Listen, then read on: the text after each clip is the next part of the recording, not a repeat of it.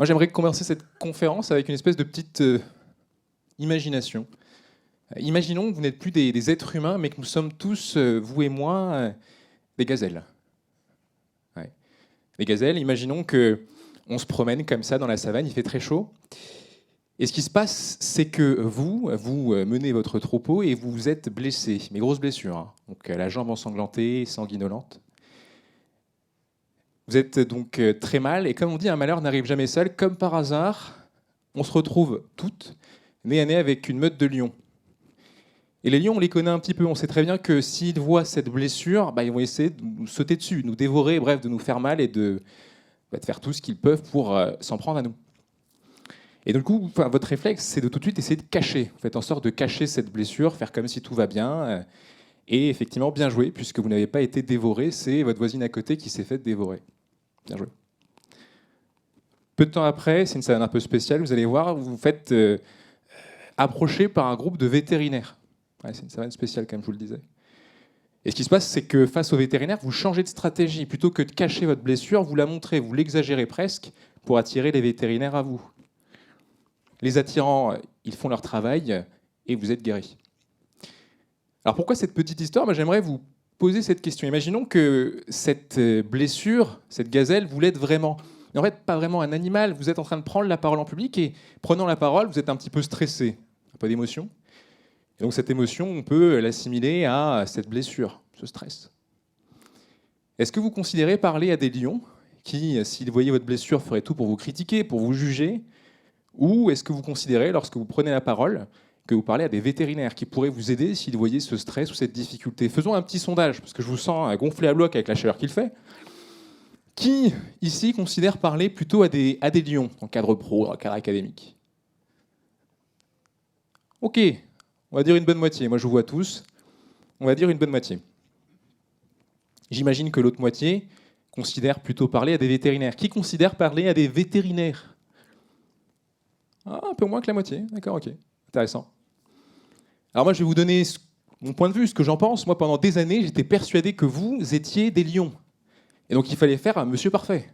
Qu'il ne fallait pas montrer de blessure. Vous imaginez, si vous voyez que je suis en train de stresser, c'est terrible. Et donc, je faisais tout pour être fort, être à l'aise, malgré le fait qu'à l'intérieur, c'était tout sauf force et sentiment d'être à l'aise. Et donc, pendant des années, moi, pour me présenter très rapidement, je suis quelqu'un d'extrêmement timide à la base. Pour vous dire à quel point je suis timide, moi, je me rappelle très bien quand j'étais collégien, on avait une pote qui s'appelait Sarah, et Sarah, c'était le genre de pote qui adorait faire la bise à tout le monde, ne serait-ce que pour se saluer. À l'époque, on pouvait le faire.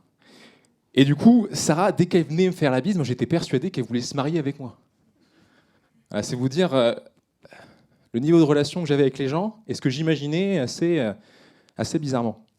Et donc j'avais cette quête, cette envie d'être plus à l'aise, d'être plus fort, et je vais vous partager ce que j'ai fait dans cette quête pour être plus à l'aise et pour être capable en fait d'être sur scène, de prendre la parole en public. Dans cette quête, je suis tombé sur un outil que j'ai trouvé formidable lorsque je suis tombé dessus. Cet outil, ça s'appelle le RDV. C'est 3 lettres. RDV. R pour regard, D pour dos et V pour voix. Alors je suis sûr que ça vous dit rien du tout. C'est normal, moi j'ai découvert ça à l'école de l'art oratoire, donc j'ai fait des cours là-bas. Et si vous voulez, le RDV, c'est un petit peu la panacée à toute personne qui cherche à être à l'aise et forte lorsqu'elle prend la parole en public. Je vous décris un petit peu ce que ça donne. R pour regard, le regard, c'est le meilleur moyen de créer une connexion avec son public. Le regard, on dit qu'il doit être continu, regarder chaque personne 3 secondes dans les yeux, aléatoire, ne pas oublier les personnes sur les côtés. On a tendance à oublier en premier. On dit aussi qu'il doit être hasardeux, je ne choisis pas vraiment sur qui mon regard se pose, et enfin, il doit être d'intérêt décidé. On reviendra sur cette notion d'intérêt décidé plus tard. D, le dos.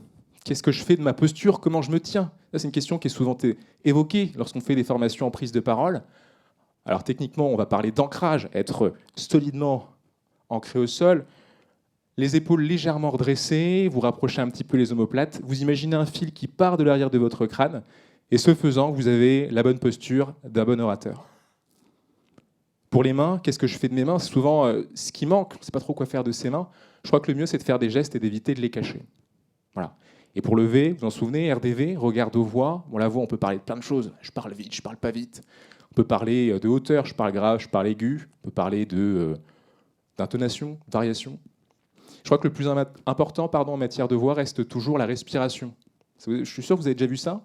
Quelqu'un d'un peu stressé qui, en s'exprimant, va avoir des tremblements vocaux. Ça s'explique par une chose, par une respiration qui n'est pas assez ventrale, mais qui est un petit peu trop thoracique. Je vois madame qui fait oui de la tête, je suis rassuré.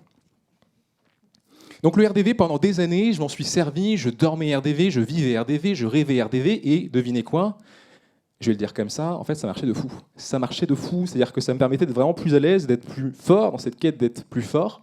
Et je conseille aussi à pas mal de clients, puisque j'ai la chance d'accompagner des personnes qui veulent être plus à l'aise dans leur prise de parole. Et honnêtement, ça marchait super bien. Donc j'étais très content, et j'avais l'impression d'avoir trouvé cette panacée, cette oasis que j'ai cherchée pendant des années.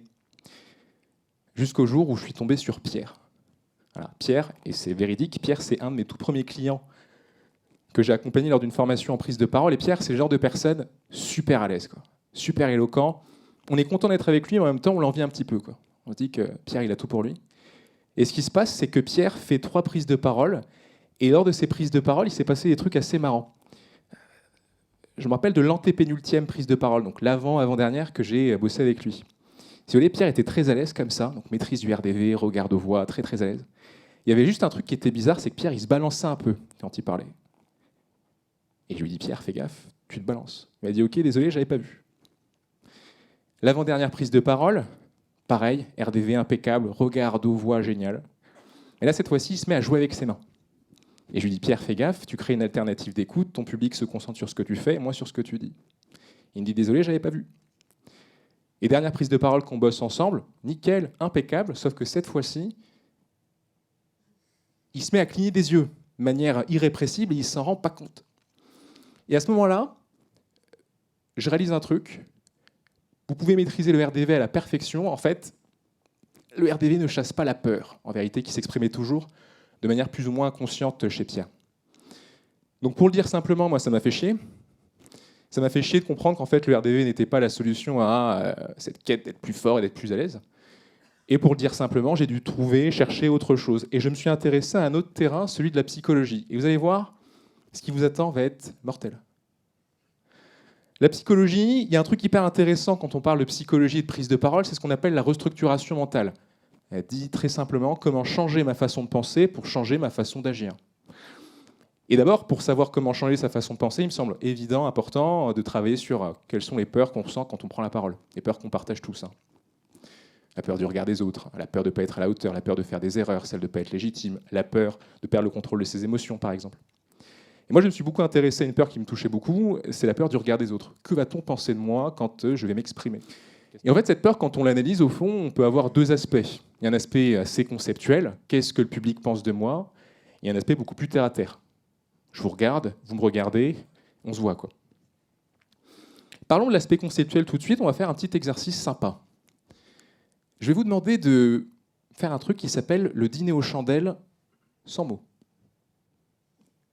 Dit autrement, vous allez vous regarder droit dans les yeux pendant 1 minute sans rien dire. Ouais, c'est une conférence interactive. 1 minute dans les yeux sans rien dire. Je vais vous demander de faire ça avec votre voisin de droite ou de gauche. S'il n'y a personne à droite ou à gauche, la personne qui est derrière vous ou qui est devant. Moi, je vais sortir mon téléphone et je vais simplement vous demander de vous regarder droit dans les yeux pendant 1 minute sans rien dire. Vous avez le droit de pleurer, vous avez le droit de rigoler, vous n'avez juste pas le droit de parler. Ah là là, vous êtes beaux, donc on va s'arrêter là.